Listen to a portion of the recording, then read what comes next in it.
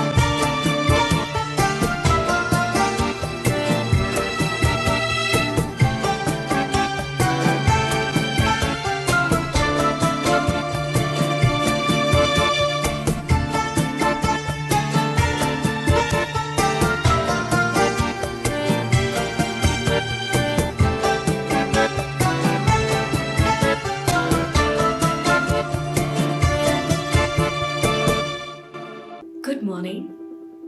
This is Junagadh.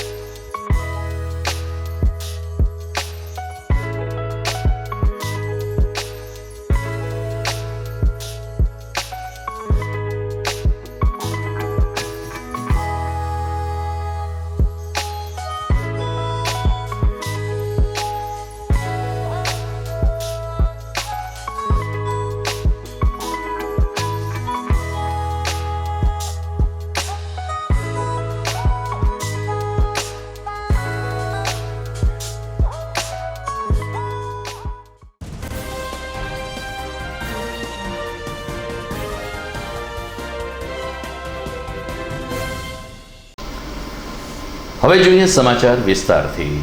Cricket રસિયાઓ માટે આવતીકાલથી લગભગ પોણા 2 મહિના સુધી ક્રિકેટ કાર્નિવલ શરૂ થશે. IPL સિઝન 18નો આવતીકાલથી શાનદાર પ્રારંભ થવાનો છે, ત્યારે આવતીકાલનો ઉદ્ઘાટન મેચ કોલકાતાના ઈડન ગાર્ડન સ્ટેડિયમ ખાતે રમાશે, જ્યાં રંગારંગ કાર્યક્રમ બાદ પ્રથમ match defending champion Kolkata night riders અને રોયલ ચેલેન્જર્સ બેંગ્લોર વચ્ચે રમાશે. ત્યારબાદ ચેન્નઈ સુપર કિંગ અને મુંબઈ વચ્ચે 23મી માર્ચ અને રવિવારે મુકાબલો થશે અને એ રીતે તબક્કાવાર IPLના રોમાંચક મેચો શરૂ થશે. IPL છે એ ક્રિકેટનું આધુનિક સ્વરૂપ માનવામાં આવે છે અને અલગ અલગ દેશના ક્રિકેટરો મૈત્રીભાવપૂર્ણક પોતાની ટીમ સાથે ચેમ્પિયન બનવા માટે દોટ લગાવતા હોય છે. ફાઇનલ પણ કોલકાતાના ઈડન ગાર્ડન ખાતે રમાશે. આપણી ગુજરાતના ક્રિકેટ પ્રેમીઓની નજર શુભમન ગિલના નેતૃત્વ નીચે રમાનારી ગુજરાત ટાઇટન્સ ઉપર મંડાતી રહેશે. અંતે મહાનગરપાલિકામાં વિપક્ષની ચેમ્બરનું તાળું ખુલ્યું છે. લગભગ 2 ટર્મથી ભારતીય જનતા પાર્ટી જંગી બહુમતીથી વિજેતા બનતી હોવાને કારણે વિપક્ષનું પદ ખાલી રહેતું હતું, પરંતુ આ વખતે વિપક્ષે નોંધપાત્ર દેખાવ કરતા વિપક્ષની ચેમ્બર ખુલી છે અને પ્રદેશ કોંગ્રેસ અધ્યક્ષ શક્તિસિંહ ગોહિલના આદેશ અનુસાર જૂનાગઢ મહાનગરપાલિકામાં વિપક્ષી નેતાનું પદ સિનિયર કોંગ્રેસી કોર્પોરેટર લલિત પરસાણાને આપવામાં આવ્યું છે. આજે શહેર કોંગ્રેસ પ્રમુખ મનોજ જોશી તેમજ અમિત પટેલ અને મંજુલાબેન પરસાણા સહિત કોંગ્રેસના આગેવાનોની ઉપસ્થિતિમાં લલિત પરસાણાએ મ્યુનિસિપાલિટી ખાતે જઈને વિધિવત રીતે પોતાનો હોદ્દો સંભાળ્યો હતો. લલિત પરસાણાએ કહ્યું કે અત્યાર સુધી વિપક્ષનું પદ ખાલી રહેતું હતું, જેથી અમે સત્તાવાર રીતે અમારો અવાજ નહોતા ઉઠાવી શકતા, પરંતુ આ વખતે વિપક્ષી નેતા તરીકે અમે સબળ ભૂમિકા અદા કરીશું ને જ્યાં જ્યાં શાસક મિત્રો ભૂલ કરશે ત્યાં અમે અમારો અવાજ બુલંદ બનાવીને પ્રજાના મિત્ર બની રહેશું. દંડક તરીકે અદ્રેમાન પંજા અને સૌથી નાની વયના નગર સેવિકાનો સમાવેશ કરવામાં આવ્યો છે. આજે વિરોધ પક્ષ તરીકે નેતા તરીકે અમારી આજે પદગ્રહણ સમારોહને વરણી કરવામાં આવી છે. એ તકે અમારા જે ચૂંટાયેલા 11 કોર્પોરેટર છે એ તમામના સહકારથી આજે બધાની સર્વસંમતિથી મને જે પદગ્રહણ અને વિપક્ષનો નેતા બનાવ્યો એ બદલ તમામ 11 કોર્પોરેટરનો આભાર માનું છું. અને 11 વિરોધ પક્ષના નેતા જ છે, એટલે તાકાતથી જૂનાગઢના જે કામો છે એ અમે બધા સાથે મળીને કરશું. અને જે અમારું સંગઠન છે, આજે તમામ જે કાર્યકર્તાઓ છે અને જે સંગઠનના બધા પ્રમુખ, ઉપપ્રમુખ, કાર્યકારી પ્રમુખ મનોજભાઈ જોશી, પ્રમુખ શ્રી અમિતભાઈ તથા બધાના આજે સાથ સહકારથી આજે અમે પદગ્રહણ આજે કર્યું છે. અહીંયા મહાનગરપાલિકામાં જૂનાગઢની જનતાને કોઈ પણ કામ હોય, ગમે ત્યારે જ્યારે વિસ્તારના કોઈ એવા પ્રશ્નો હોય તો 116 નંબર વિરોધ પક્ષની ઓફિસે ગમે ત્યારે અમારા 11 કોર્પોરેટર વિરોધ પક્ષના નેતાશ્રીને ગમે ત્યારે તમે ગમે તે કામ માટે યાદ કરી શકો ને અહીં તમારી રજૂઆત કરી શકો, એના માટે જ અમે છીએ અને અમે પૂરી તાકાતથી લડાઈ કરશું. અને આજે લોકશાહીનું મંદિર આજે જે મહાનગરપાલિકામાં ખુલ્યું છે એનાથી જૂનાગઢની જનતાને ઘણો બધો ફાયદો થશે. સોનલબેન કારાભાઈ રાડા આજ રોજ કોંગ્રેસ સમિતિ દ્વારા શક્તિસિંહના આદેશ દ્વારા વિરોધ પક્ષના નેતા તરીકે લલિતભાઈ પરસાણા, પછી દંડક તરીકે અદ્રમાનભાઈ અને ઉપદંડક તરીકે મારી જે વરણી કરેલી છે તે બદલ કોંગ્રેસ સમિતિનો હું ખૂબ ખૂબ આભાર માનું છું.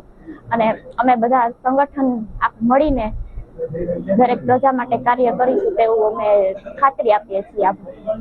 ગુજરાત પ્રદેશ કોંગ્રેસના અધ્યક્ષ સન્માનનીય શક્તિસિંહભાઈ અને જૂનાગઢમાં 2025માં મહાનગરપાલિકામાં અમારા 11 કોર્પોરેટરો પૂરી તાકાતથી ચૂંટણી જીત્યા, ત્યારે આજે પ્રદેશ કોંગ્રેસના આદેશથી આજે વિરોધ પક્ષની ભૂમિકા તરીકે જૂનાગઢ મહાનગરપાલિકાના લોકોના પ્રશ્નોને વાચા આપવા માટે અમારા સન્માનનીય લલિતભાઈને વિરોધ પક્ષના નેતા તરીકે વરણી કરવામાં આવી છે. દંડક તરીકે અશરફભાઈ હેમની અને ઉપદંડક તરીકે અમારા બેન શ્રી સોનલબેન રાડાની નિમણૂક કરવામાં આવી છે. અમારા 11 કોર્પોરેટરો સન્માનનીય કેશુભાઈ ઓડેદરા હોય, રાવણભાઈ હોય, બેન શ્રી ગીતાબેન સોલંકી હોય, જસવંતીબેન હોય, મંજુલાબેન હોય, અમારા અદ્રેમાનભાઈ પંજા હોય, કે અમારા આદિલભાઈ હોય, લતીફ બાપુ હોય, એ તમામ 11 કોર્પોરેટરો જૂનાગઢના લોકોના સમસ્યા, એમના પ્રશ્નોને એ વાચા આપશે સંગઠનના અમે જવાબદાર વ્યક્તિ તરીકે આજે જુનાગઢની પ્રજાને આભાર માનીએ છીએ કે વિરોધ પક્ષમાં અમે બેઠા છીએ, પણ શાસક પક્ષની ભૂમિકા કરતા વિશેષ ભૂમિકા એ વિરોધ પક્ષ નિભાવશે એ ચોક્કસપણે મને ખાતરી છે અમારા હોદ્દેદારોને. અને જુનાગઢની પ્રજાને 1 થી 15 નંબરના વોર્ડને વિનંતી કરું છું કે તમામ લોકો એ અમારી વિપક્ષની ઓફિસ 116 નંબરમાં કોઈ પણ પ્રશ્ન લઈને આવે એ પ્રશ્નનું નિરાકરણ એ અમે ચોક્કસપણે કરીશું. એ જ સાથે જુનાગઢની જનતાનો પણ ખૂબ ખૂબ આભાર માનું છું. આજે વિશ્વ વન દિવસ છે. જૂનાગઢની પાડોશમાં આવેલું ગીર અભયારણ્ય વિશ્વના પ્રવાસીઓને ખેંચી શકવા માટે સક્ષમ છે, ત્યારે વિશ્વ વન દિવસની નાના પાયે ઉજવણી કરવામાં આવી છે. 10મી ઓગસ્ટે વિશ્વ સિંહ દિવસ ઉજવાય છે. એની સાપેક્ષમાં વિશ્વ વન દિવસ માત્ર ને માત્ર વિદ્યાર્થીઓ પૂરતો સીમિત રાખવામાં આવ્યો હતો. જૂનાગઢની કેટલીક સ્કૂલમાં વક્તૃત્વ સ્પર્ધા, ચિત્ર સ્પર્ધા, સ્લાઇડ શો અને ડોક્યુમેન્ટરી ફિલ્મ દર્શાવવાના ઉપક્રમ યોજાયા. તો ખડિયા ખાતે આવેલ સામાજિક વનીકરણ વિભાગની કચેરી ખાતે કર્મચારીઓને તાલીમ આપવામાં આવી.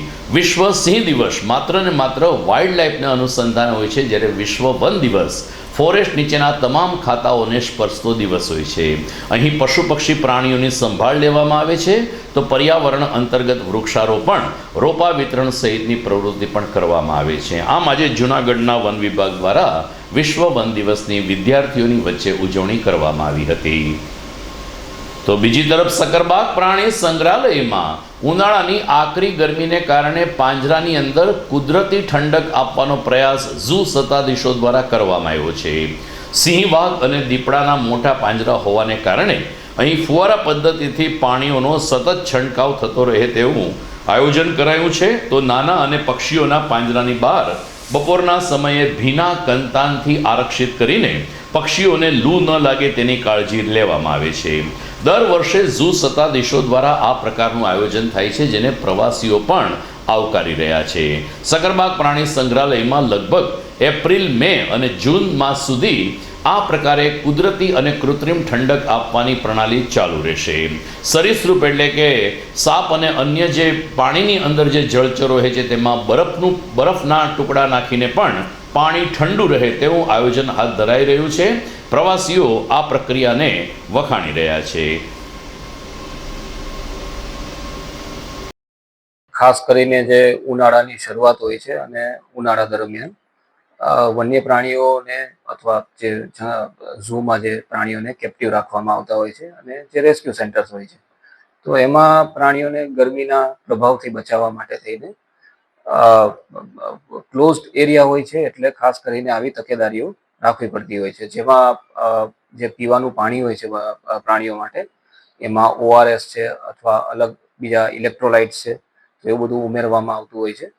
અને જે સરીસૃપો છે અથવા જે માંસભક્ષી મોટા પ્રાણીઓ છે અથવા નાના સસ્તન પ્રાણીઓ છે, તો એમના માટે ફોગર્સની વ્યવસ્થા પિંજરામાં કરવામાં આવતી હોય છે.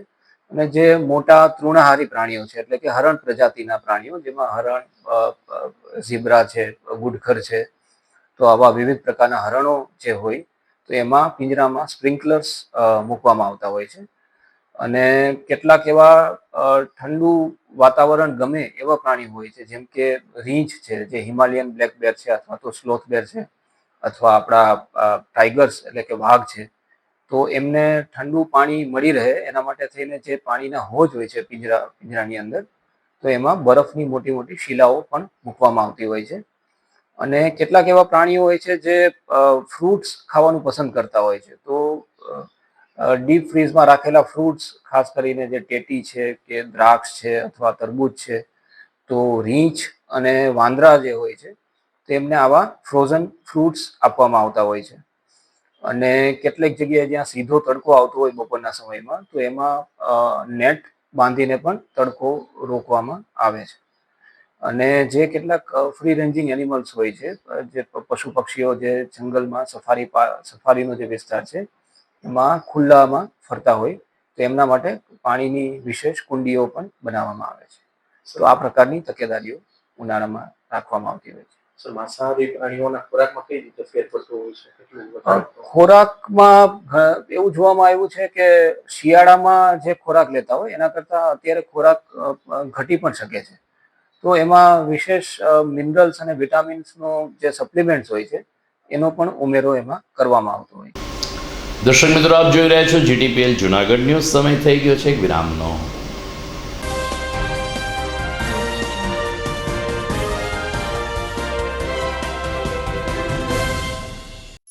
અભિનંદન વેવાઈ, એ આજનો દિવસ આપણા માટે ખૂબ શુભ છે, કેમ કે તમારી દીકરી નિશા અને મારા દીકરા સંજુના લગ્નની તારીખ નક્કી થઈ ગઈ ને. હાજી હાજી પપ્પા, લગ્નની તારીખ તો નક્કી થઈ ગઈ, પણ લગ્ન માટેની જ્વેલરીઓ? સંજુ બેટા, તારા દાદાજીના વખતથી ચોકસી હીરાલાલ મકનજીની જૂની પેઢી છે ને, એની સાથે આપણો વર્ષો જૂનો ઘરોબો છે, જે અત્યારે જય ભવાની જ્વેલર્સના નામે ફેમસ છે બેટા. જય ભવાની જ્વેલર્સ મતલબ ચોકસી બજાર જુનાગઢ? તમે પણ જય ભવાની જ્વેલર્સ સાથે? અમે ભલે રાજકોટના હોઈએ, પરંતુ જય ભવાની જ્વેલર્સ સાથે અમારો પરિવાર પણ વર્ષોથી સંકળાયેલો છે, જ્યાં છેતરાવાની કોઈ શક્યતા જ નથી. આને કહેવાય સોનામાં સુગંધ ભળી. વાવ બેટા, ચાલો આપણે સૌ જઈએ જય ભવાની જ્વેલર્સના શોરૂમ પર. તમે લોકો જઈ આવો, હું રસોઈ બનાવી રાખું. લક્ષ્મી, આપણા દીકરાના લગ્નમાં થોડા દાગીના તારા માટે થઈ જાય. હે ચાલો મમ્મી. ચાલો ચાલ બેટા.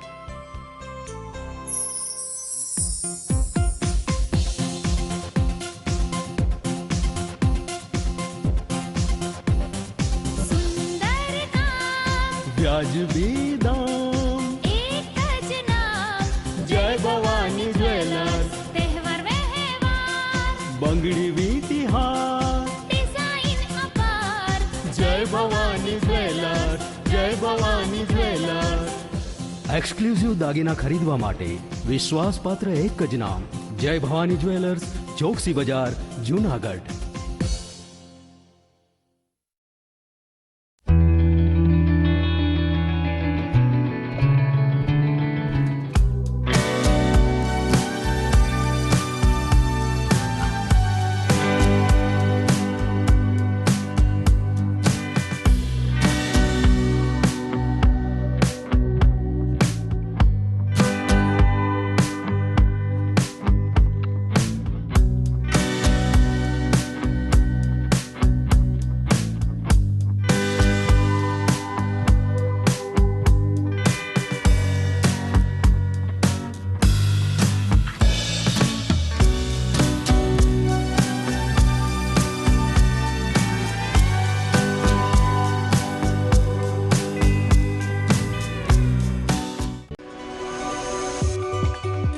જૂનાગઢના યુવા ક્રિકેટ પ્રેમીઓ માટે આનંદના સમાચાર. જૂનાગઢમાં સૌ પ્રથમ વખત શરૂ થઈ ચૂક્યું છે બોક્સ ક્રિકેટ.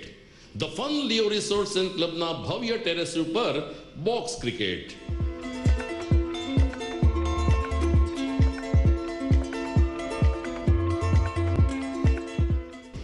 બોક્સ ક્રિકેટ નોંધી લેશો સમય સવારે 6 થી બપોરે 12 અને સાંજે 6 થી રાત્રિના 12. વ્યવસાયકારો, નોકરિયાત વર્ગ માટે ખાસ રાત્રિનો સમય પણ શરૂ કરવામાં આવ્યો છે. એક વખત અચૂક રમો બોક્સ ક્રિકેટ. યુવા ક્રિકેટરોને ઉત્તેજન આપતા the fun Leo resorts and ક્લબના આ નવતર અભિગમમાં જોડાઓ અને બોક્સ ક્રિકેટનો આનંદ માણો. વિશેષ માહિતી અને રજીસ્ટ્રેશન માટે સંપર્ક 0285 2658 444.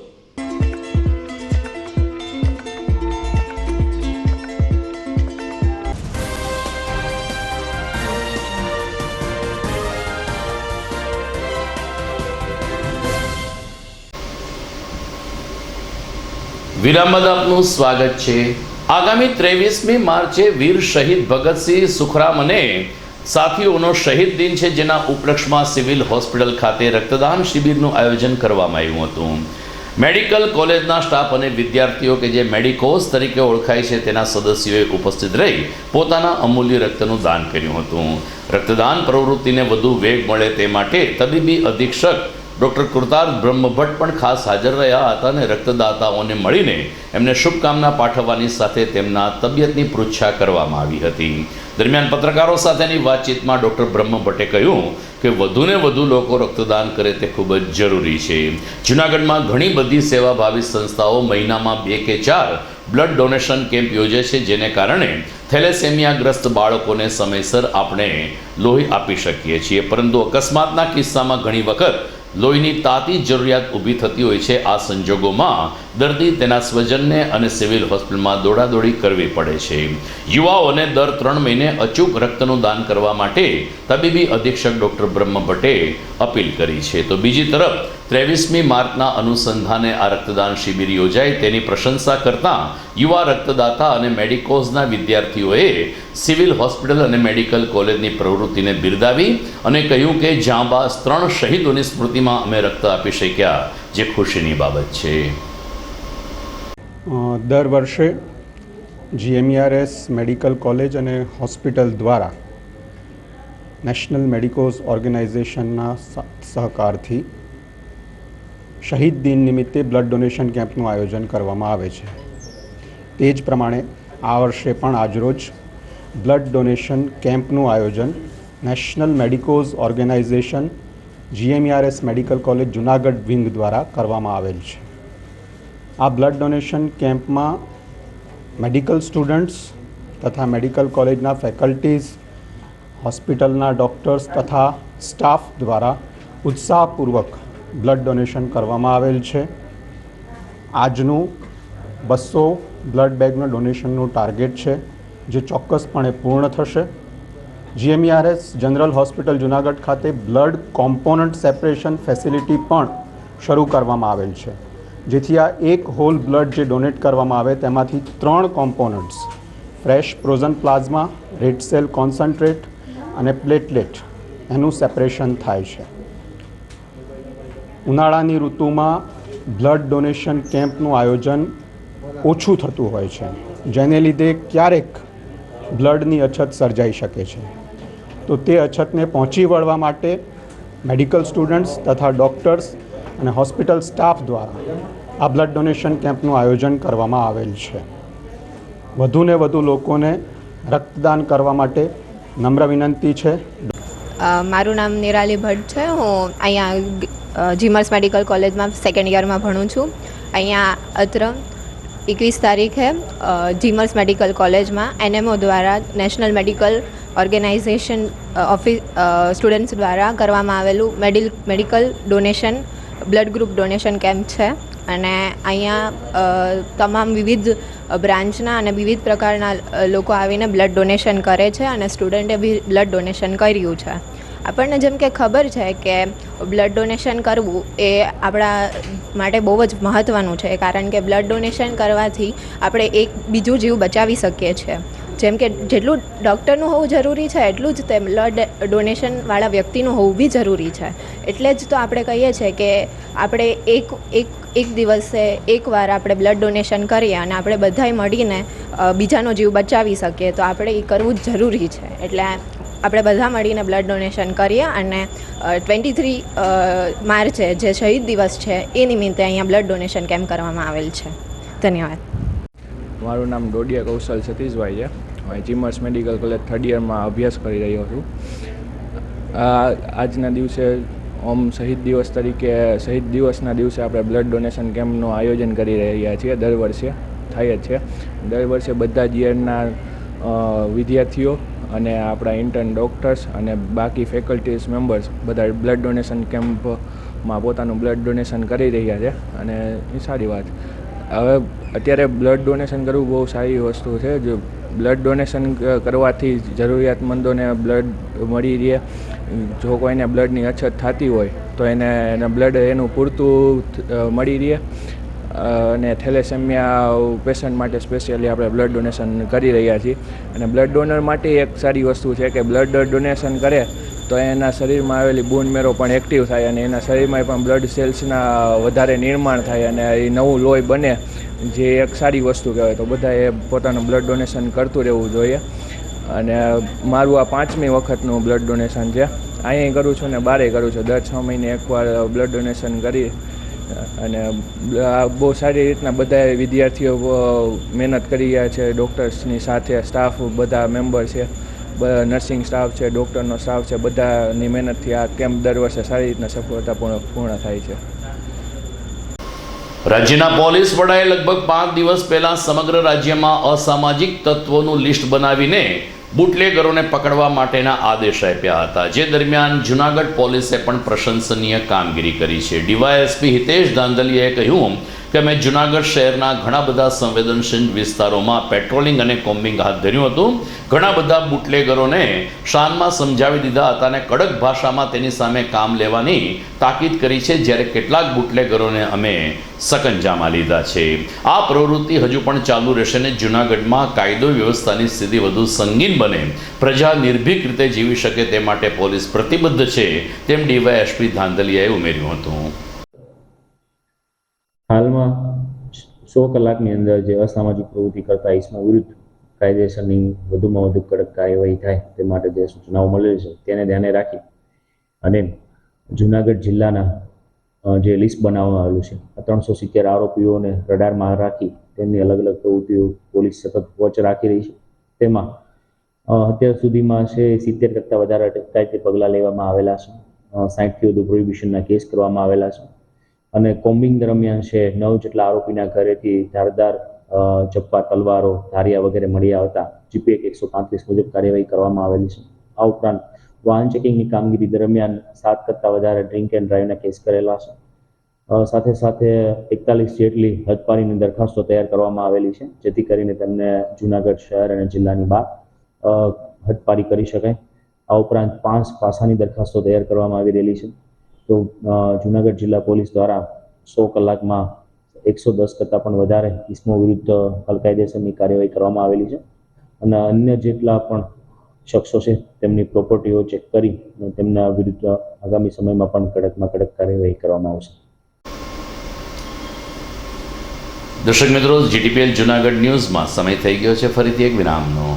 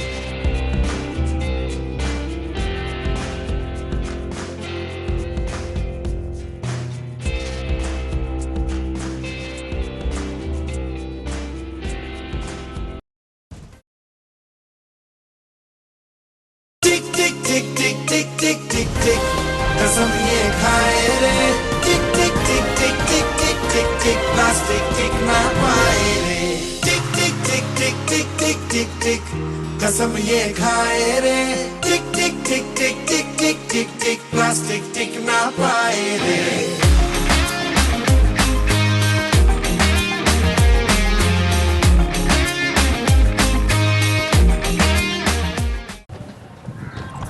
ઘર લગ્ન માટે તૈયાર છે, બસ તારા આવવાની રાહ જોઈ રહ્યો છું. નવું ફર્નિચર, નવું ટીવી, નવો કેબલ. કેબલ? આજના જમાનામાં કેબલ? ખૂબ જ સરળ પરિવાર છે. જ્યારે આ છે તો બીજા કંઈની શું જરૂરત? જ્યારે આ છે તો બીજા કંઈની શું જરૂરત છે? GTPL ઓફર કરે છે HD પિક્ચર ક્વોલિટી અને GTPL ની 24/7 ગ્રાહક સપોર્ટ. આ તે જમાનાનું નહીં, આ જમાનાનું કનેક્શન છે. કાલે લગન કરી લઈએ.